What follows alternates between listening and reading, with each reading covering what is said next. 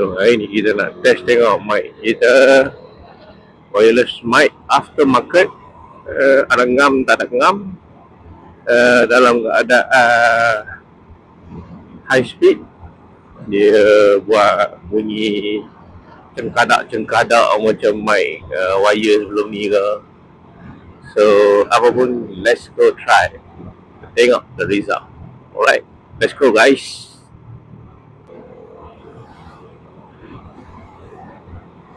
Ini first Syawal kembali bekerja.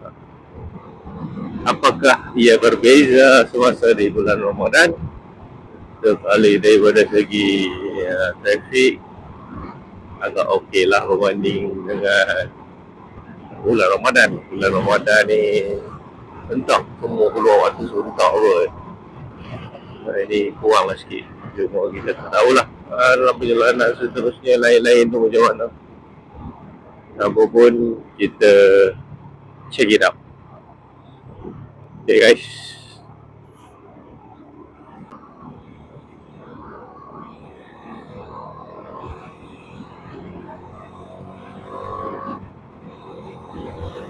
Emergency lane, smart lane, semua dia sapu. Lah yang motor ni jugalah nampak salah, lalu celah-celah tengah-tengah. Tengok ni sibuk nak pergi kiri.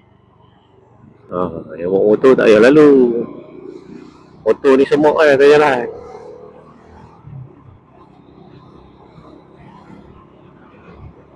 Tak tahulah manalah lebuh raya lembaga Malaysia ni. Apalah fikiran korang buat smart lane. Ya, tahu nak kurangkan kesesakan. Tapi adakah korang buat bancian orang yang menggunakan motosikal? Adakah korang buat bancian minda masyarakat Malaysia yang mana selalu suka berkesempatan memanipulasikan keadaan? Bukan dia membantu. Sebab kat smart lane tu lah akan jadi high speed lane. Sebab macam tadilah saya cakap, memanipulasikan keadaan. Dia orang sajalah yang paling nak laju, orang lain tak perlu laju. Itulah keadaan di Malaysia. Pantang bagi betis nak paha. Entahlah bila nak berubah masyarakat. Ini pun bukan sajalah pada yang memandu kereta, yang bawa motosikal pun 2x5 jugalah. So sama-sama lah kita berhemah. Cuma itulah rasa kesedihan saya sebagai seorang penunggang motosikal, seorang memandu kereta. Mungkin hari-hari bawa kereta dia akan cakap smart lane akan membantu. Yang hari-hari bawa motor dia akan cakap ia membahayakan, merisikokan kepada semua pengguna jalan raya, bukan pada penunggang motosikal saja. Nama pun didesain sebagai emergency lane, lane untuk kecemasan. Kalau ada apa-apa berlaku kecemasan, orang berhenti, tiba-tiba dia speed sampai 140 macam tu. Apa yang rasa-rasa dia boleh buat? Tak boleh je lah. Tak break, tak tempat, tak tempat. Entahlah. Ini kita biarlah kerajaan fikir. Cuma pengguna jalan raya, itulah kita nyatakan akhlak yang sepatutnya.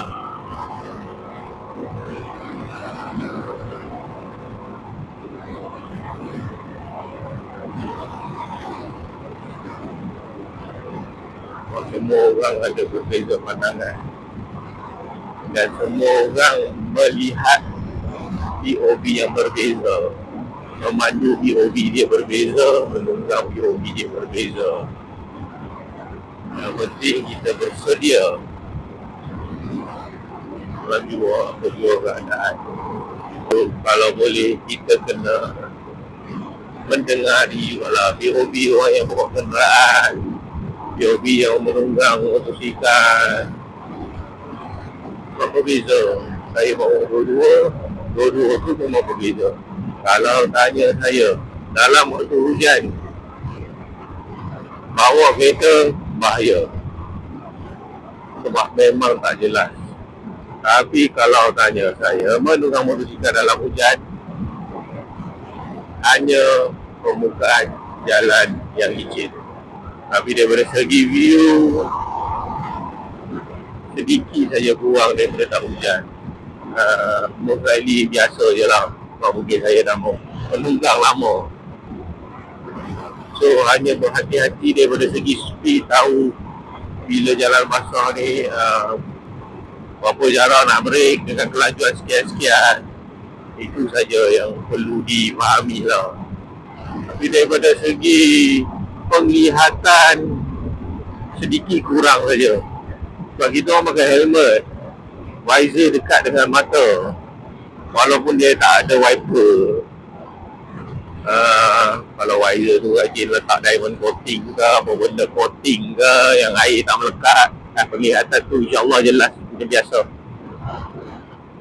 Tapi kalau jenis yang memang tak jaga penglihatan tu, bolehlah nampak kurang sekian. Tapi berbeza dengan kereta punya windscreen. Kereta punya windscreen tu memang engkau je lah. Kau buka lah wiper laju 18 kali ganda speed dia pun, sebab distance dengan mata, so penglihatan akan jadi terhad.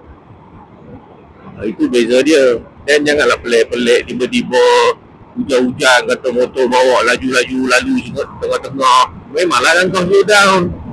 Motor macam saya cakap lah, penglihatan dia tak terjejas teruk. So, dia boleh bawa steady, dia boleh rasa kiri kanan dia keluasan yang melepasi speed yang dia bawa, dia rasa sempat untuk dia break. InsyaAllah dia boleh lalu macam biasa. Cuma orang memandu kereta tu kan terkejut lah. Itu biasalah. Sebab tu kena tanya point of view orang yang menunggang dengan point of view memandu. Saya merasai dua-dua. So normal lah, tak rasa sangat. Sebab bila hujan selalu bawa atas hal laju kebangsaan tu. Kalau hujan pun insyaAllah jelas. Kalau bawa betul laju sampai 200 itu gila. Hujan kot. Kita tak bawa laju kebangsaan tu memang dah didesain oleh JKR, Lembaga Lebuh Raya Malaysia tu. Memang kesesuaian. Sebab tu dia orang tak boleh increasekan lagi tinggi. Sebab inilah waktu-waktu hujan, kenderaan kena lagi perlahan. Sebab penglihatan dia terhad. Tapi untuk penunggang motosikal, penglihatan dia tu taklah terlalu terjejas. Dia masih lagi boleh dilihat. Tapi dengan kelajuan, laju bersalah. Janganlah pula laju. Nak pergi mana kalau nak berak. So inilah sedikit sebanyak point of view beza orang yang menunggang motosikal. Belum lagi nak bagi tahu dia punya perbezaan daripada segi fizikal kenderaan tersebut. 2 tayar, 4 tayar.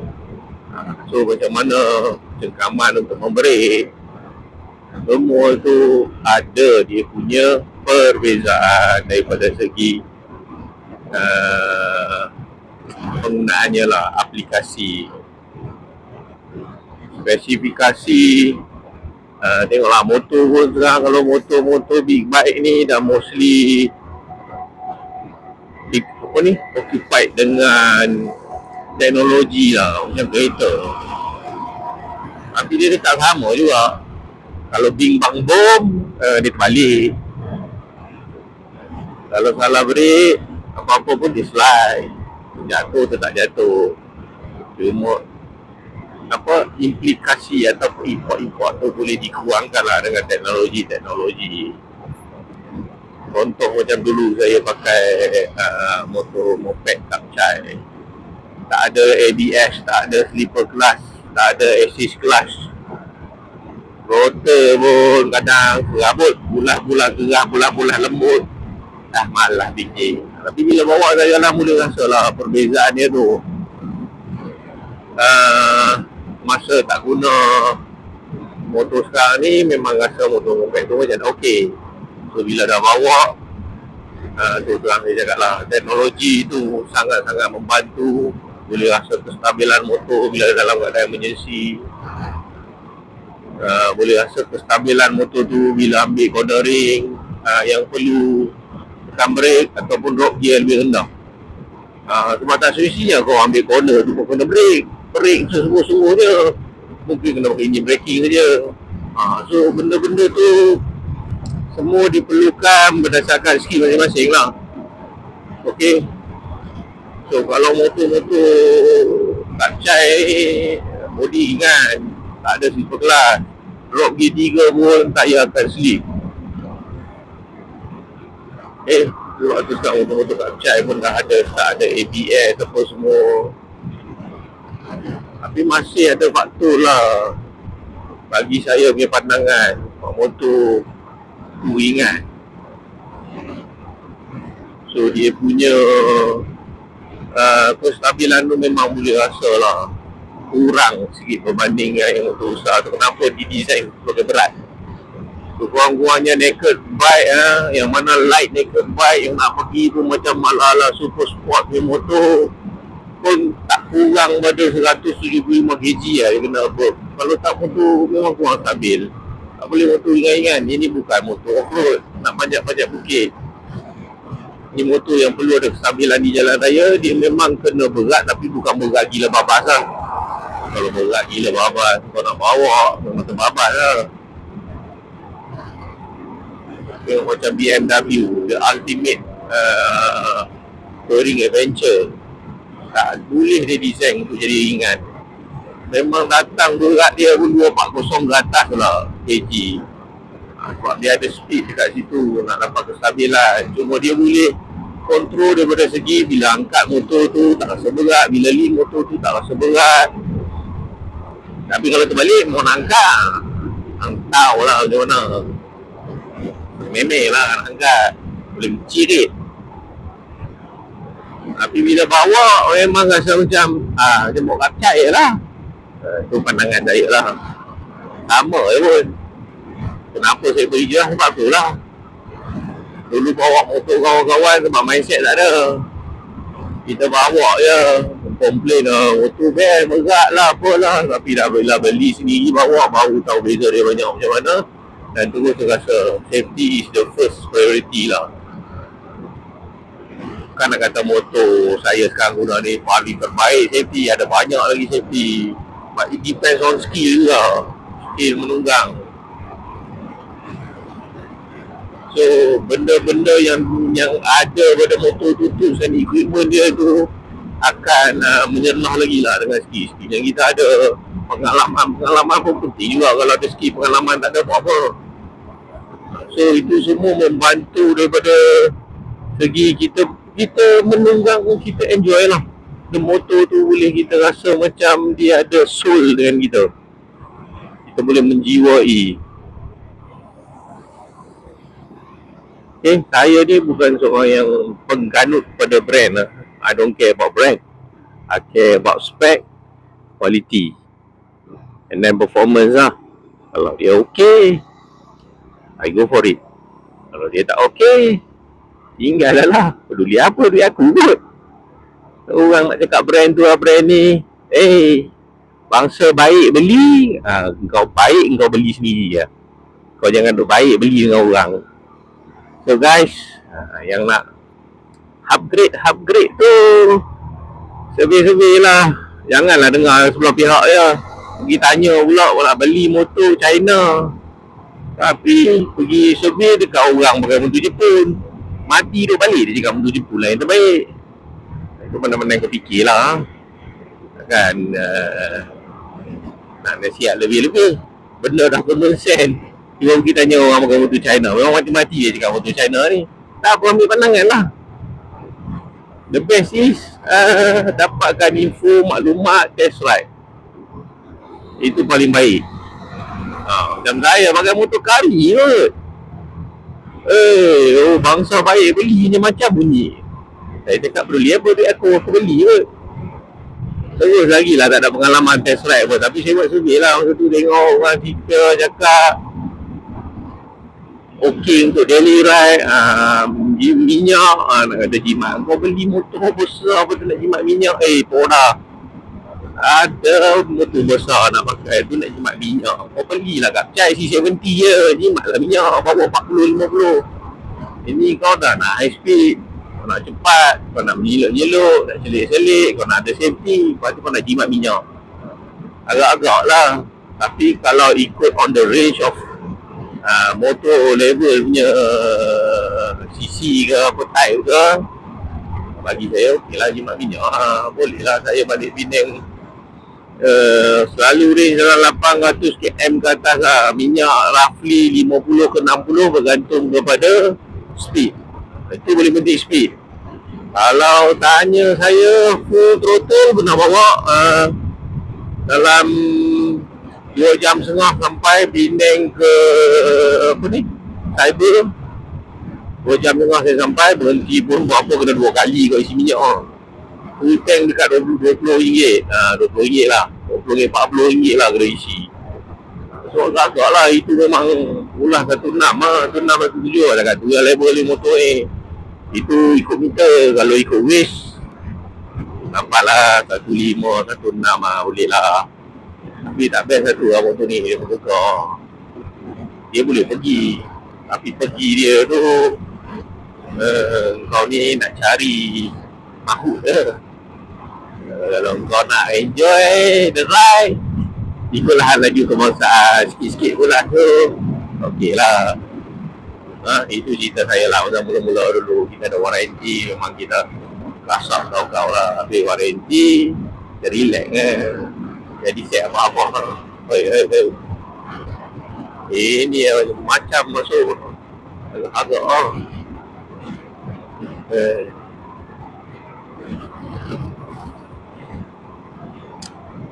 itulah sedikit sebanyak topik kita hari ni. Walaupun kita sembang-sembang, so it's about safety lah. Okay, mungkin pandangan orang, point of view orang lain membazir ke apa ke, sama ada pun dulu motor besar ni membazir lah apalah, sebab income ke teknologi apa semua dia lain lah. Dia bukan motor besar ni betul-betul tu speed. Motor besar adalah untuk keselamatan dan enjoyment. You can enjoy the ride while safety is your priority.